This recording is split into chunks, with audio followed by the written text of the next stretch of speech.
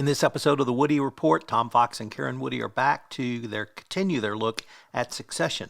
Today it's Succession, Episode 2, Rehearsal. So, Karen, what were some of the key themes you saw in Episode 2? All right, Episode 2. Now this show has really taken on a lot, even just in the first couple episodes. So the themes of Episode 2, obviously we have the power plays between the kids and Logan. We see that in the final few scenes, but we see it all along. You see it actually in the initial scene about the helicopter being canceled because Logan's still angry over maybe the Pearce acquisition. So you see this constant push and pull. So that's a theme that, again, this is, in fairness, maybe the foundation of this entire show. So that's one that comes up. The other one I think is really on who Logan Roy is and what he's planning to do next. We see in this episode this, full-throated attempt to have a return to the ATN. He does that even from the news floor, this sort of big rousing speech. So can Logan reinvent himself after he might, sell to GoJo, but then also has lost the Pearce acquisition? He talks about creating a new thing, build something better and faster and leaner, all those terms he uses, and he gets people to kind of be cheering for him. So it is this sort of attempt to reinvent himself or to shore up his power again, as it seems like it's, flagged a little between him and the kids. There's also, again, another theme of the show is the sort of interesting twist of the nepotism we saw with Carrie maybe getting to be an anchor, and then obviously that not working out. And the obvious, that was so clearly a result of nepotism, but even then how she's fired is also an awkward, still sort of Logan pulling strings without trying to pull the strings. So all of those, I think, were what jumped out at me. I'm sure I'm missing a few of other sort of interpersonal relationships. I didn't even touch on the Willa and Connor thing. There's a lot of other things happening this episode, but to me, those jumped out. Right, the Carrie situation. I had thought that Logan, by the end of this episode, had completely outmaneuvered everyone by giving her what she wanted and having somebody else take it away. And, instead of him saying, like Saturday Night Live, Jane, you ignorant slut. I really thought he made them do the dirty work. And Tom didn't do the dirty work. He passed it down to Greg. And then Greg's hem-hawed attempt to get the information out was classic Greg, I thought. Yeah. So that was one. Obviously the family dynamics, but it was, for me, the hurt, whatever hurt you as a child, that stays with you forever. And although at the ending scene, they really didn't talk about the childhood for the most part, that's what I saw was kids who were very hurt. I don't want to say abused, but, very damaged, starting at a very young age, and it continued all the way up. Mm-hmm. The pain in those voices, it was basically, Daddy, you never said you loved me. Yeah. And I found that incredibly poignant. Connor took that to an entirely new level. I think he may be the one that's the most damaged of them all. We didn't talk about it in episode 1, but there was a great line about the 1% in episode 1, except it was his 1% of people who were going to vote for him in his putative presidential run. And I don't know if Steve Forbes got 1% or not, but it was pretty pathetic to watch him wallow around not wanting to go below 1%.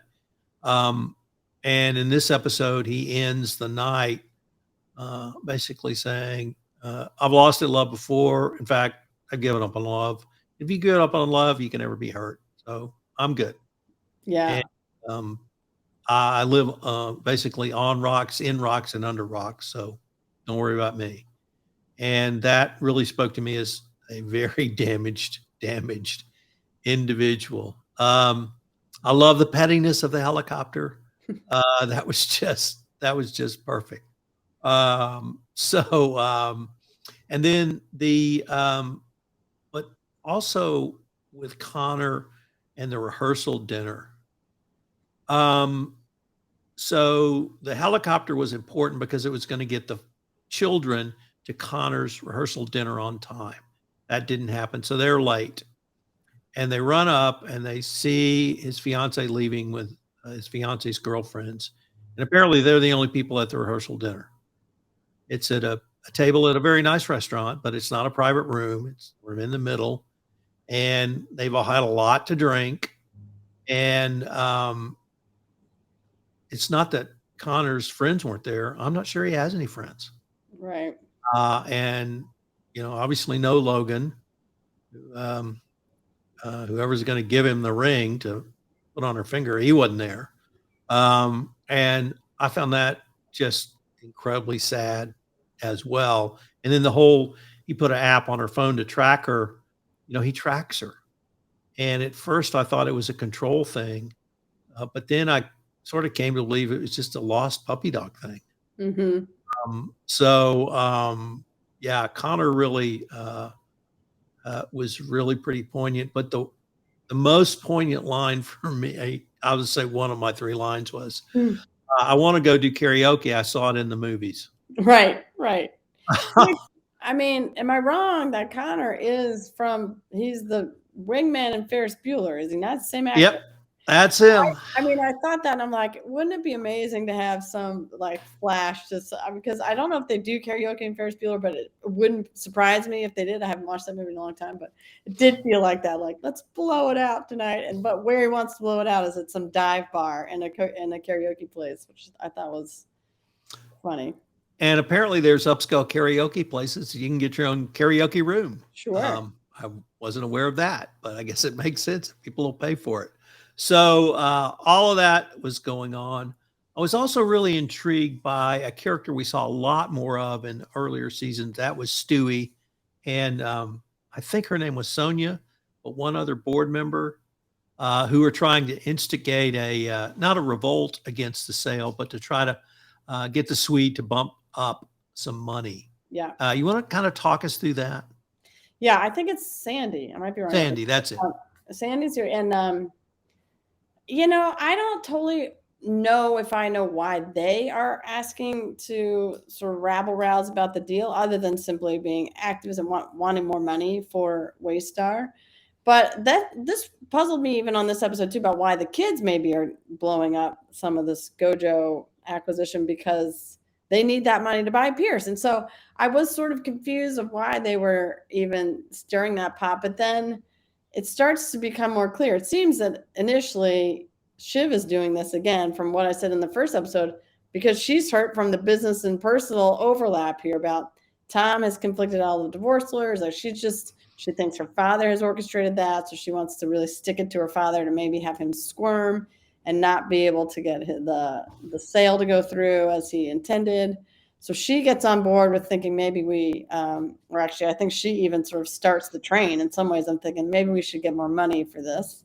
And then, Kendall eventually gets on board with that as well once he sees Madsen looking stressed and thinks his is more of a business acumen, I think, reason, which is like, wait a minute, this guy's pushing really hard. Maybe there is something where you could get a little more out of the sale. And then they eventually just convince Roman to kind of go along with it. But all that confused me because I thought, wait a minute, the last episode, we just had them overextending in some ways on an offer, but that was, predicated upon this sale and then, cashing out on this GoJo sale. So I was already a little unclear of why they were doing this. But then, as we said, it all comes back to this interweaving of personal slights and also some potential business reasons as well. And so when you think about that, especially from, the fiduciary duty reasons and the other things, you could easily couch that as like, we need to get as most money as we can for shareholders or whatever reason. But there's so many other small reasons that they want to embarrass their father, make him go back and grovel, as I think they said, or maybe Stewie said that, but to go make him, shake a little bit more out of Madsen to have this sale be higher. so that's how I understood that. And so they link arms with Stewie and Sandy. Stewie being, I think, representing private equity interests in the company, and I think Sandy is like the daughter of, I don't know. There's some other. She references her dad in that scene as well. I should go back and figure that out. But basically, they then have a block of the board that won't approve the sale. So they're forcing Logan to go back and get the number higher. And so that's how I understood what was happening in that plot line. So I originally thought they were just trying to squeeze a little bit more so they could use it in the Pearce acquisition. But then, and I have to say, the phone call with the Swede really confused me. But I'm beginning to think Kendall just wants to blow the whole thing up. That he has the most deep-seated hatred of his father for what his father's done to him over the past 3 seasons, and obviously before that in life. Because I cannot figure out a rational reason for what they did. You know, when you're getting 1 billion, you know, $1 billion one, maybe that one means something. But in my pedestrian analysis, I'd take the billion. But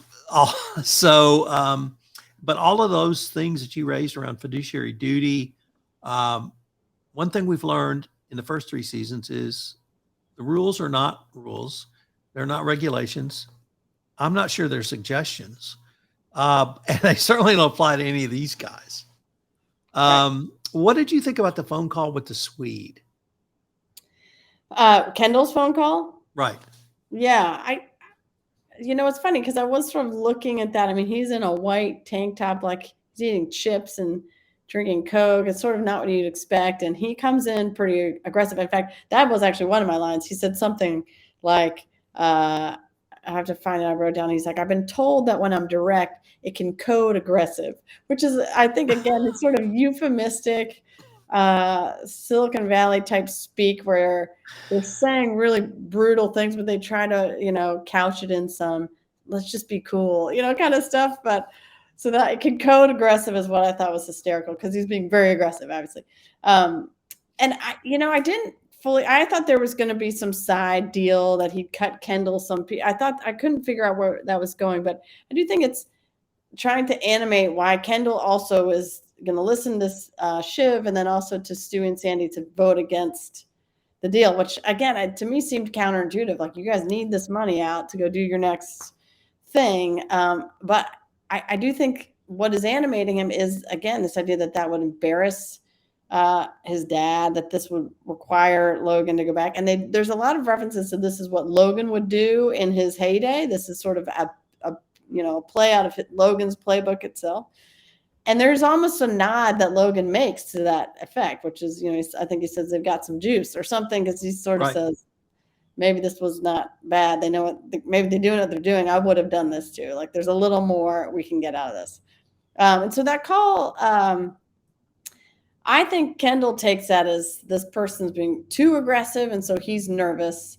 And I think he's bluffing is how I would think Kendall saw that. Like, this guy's a little stressed. He needs this to go through. And I think we maybe have him on the ropes too, is how I interpreted that call. I thought there were 2 great scenes. The 2 greatest were at the end in the karaoke bar, but before that we had Logan on the floor of ATN and walking around, and some of the articles I read said Rupert Murdoch did that when he bought the Wall Street Journal, and they thought that scene was written around there. And Greg, in a panic call, calls Tom, and Tom says, describe what's happening, and he tries to describe. And he basically says he looks like a hitman getting ready to take a target out. Yeah. Because I think he's even wearing sunglasses. Yeah. And it's then he watches someone craft an email, which it's got to be one of the worst feelings in the world to watch the owner of your company as you were trying to write an email. So what did you think of that whole scene? Oh, I was confused. That seemed initially out of character. Like, I didn't know what Logan was up to.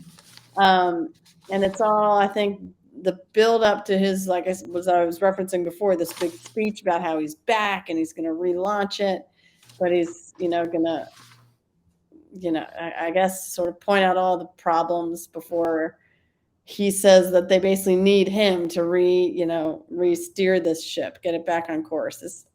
Yeah, I thought that was interesting. And we saw that, I think at the end of the first episode when he was watching television, he's like, this is terrible. Yes. Why are we watching? I don't want to watch this. So he's already mad about whatever's going on at ATN. And I guess because now that's where he sees his future, that's what he's going to be doing. And so he feels the need to take it back, take the reins again. But it was hysterical, but I couldn't figure out if he would really have done that. But it's funny you say that Rupert Murdoch actually did. It's clearly what this is based upon. So yeah, I mean, nothing should surprise us, I guess. So your take on the final scene at the karaoke bar when Logan and Carrie show up? How did that make you feel? What did you think? Oh, that was hard television to watch. I mean, because I thought it was so perfectly acted. I mean, especially about, Kendall, who's been espousing all these Buddhist mantras the whole time. And right even before Logan comes over, he says to Roman, just be water. He's being very chill. He's being very cool, Kendall. And then he pops off. He sort of is the one who comes in the most sort of almost juvenile way, just sort of just snappy and angry. And you can, as you said, like you can see how hurt they are. And so they all lose a little bit of their cool, which I thought was so amazingly acted. But yeah, it was hard. I mean, poor Carrie just got eaten alive, as she probably should have. But I thought it was great. I thought all of their reactions, when Shiv, he says, I'm sorry, and Shiv says, I will never believe anything you say again. Because she's just like, you would even lie in this moment. And then poor Roman just says, what are you sorry for? Like he needs some more. I mean, all of them, it was a really impressive scene, I thought. Yeah, I thought Shiv was just, the actress who played Shiv was once again fabulous in there. And I just saw all the hurt and all the pain come out. We probably should have prefaced the ending scene with a great line from Logan before they went there when Carrie said, well, do you want me to, call the Swede and go nuclear? And he goes, no, this situation calls for a little more nuance. And so he knew exactly what he was doing. But he said something he'd never said, which was, I love you, kids. And I was with my aunt and uncle this weekend, and my uncle says to me, your grandmother didn't tell your mother she loved her till 2 weeks before she died. Mm. And my grandmother was 93 when she died. Wow. And so that had some personal resonance. Now, that was not my experience with my grandmother or my mother, but, he actually said it. And he used whatever capital is inside his head or his heart to say that. And so I thought they got him, and they got him because he needed something from them. And he was willing to say something he'd never been willing to say. Now, Shiv had a great reaction to that, which I'll never believe anything you say. Mm-hmm. But I thought he made a calculus. And that calculus, I have to say this to get what I want. Recognizing as you correctly said, his line, there's some juice here. Right. Maybe we should explore it. But that was so well acted. I don't know how those guys, I don't know how many takes they had to have or how much inner turmoil they had to bring up. I mean, the actor who plays Kendall apparently is the most method actor in the world ever. And so for him to move from water to where he got, that was quite a spot. And Shiv was great. And the line you said that Roman said, when he said that, he sounded like a little boy to me. Mm-hmm. And, he's the smallest, he's the runt, he's the baby. And I saw all those things at the way he said that line. And that was acting as fine as you'll see it. Yeah, it was very good. It was great. So what were some of your favorite lines from this episode? Okay, well, I told you about the code aggressive. I thought that was funny. All right. So in the beginning, Code aggressive. when even Kendall's realizing that they need to really shift what is on the news. And at this point, he's looking at what's on Pearce's, I think, network because they realize they're going to buy it. And he's like, we need to do a whole new way to do news. And he says, we need to have it be global to hyper local. So we just need to know what's happening in Africa. And Shiv says, that sounds like Homework, the show, or whatever. I was like, that's pretty great. The ones that jumped out, I remember, was when she said, I got mommed, when in referencing that, like what had happened to her mom, Tom had called all the divorce attorneys in town and conflicted her out. I thought that was a powerful, just quick line that, again, references sort of deep-seated, longer hurt. And then that her dad would counsel her own ex to do that to her. I thought that was a really powerful line. And then I also just loved some of the stuff Connor was saying about how I need to go to a dive bar. He says, I need to go something where people have sweat from their hands and blood in their hair or something. And I think Roman just says, that sounds like a medical experiment. Or something. I mean, it was a great response. But I thought the whole, I mean, there were a few things where he's like, when he's in the bar, he's like, I want to drink, what do all Americans drink? He's like, I'll have a Belgian wheat beer. It was something hysterical. Like, he still can't get all the way down to just regular American. He still has to have some Belgian import. I mean, the whole thing was fantastic. It's great. So those were mine. Well, mine was number one. I said a little bit earlier, I would like to sing in a karaoke bar because I saw it in the movies. When Tom tells Greg that he has to give the bad news to Carrie, he says, this is an incredibly delicate piece of diplomacy, Greg. It's like Israel-Palestine, except harder. and I love that. And then when Logan was walking around the shop floor at ATN, and Greg reports to Tom, he says, he looks like Santa Claus if he was a hitman. That's perfect. That's great. So I love those lines. Well, it only got better in episode 2. I can't believe how all of us are so invested in all of these characters. I've seen as much written on this series as probably anything other than Ted Lasso, now that I think about it. And it's just great. The screenwriting is just beyond belief. I can't wait to see what episode 3 brings us. Me too. Thanks again, Tom. Hope you've enjoyed this review of Succession, episode 2, Rehearsal. I hope you will subscribe, rate, and review to this podcast wherever great podcasts are listened to. And I hope you will join Karen and I again where we look up at our next episode, episode 3, Connor's Wedding.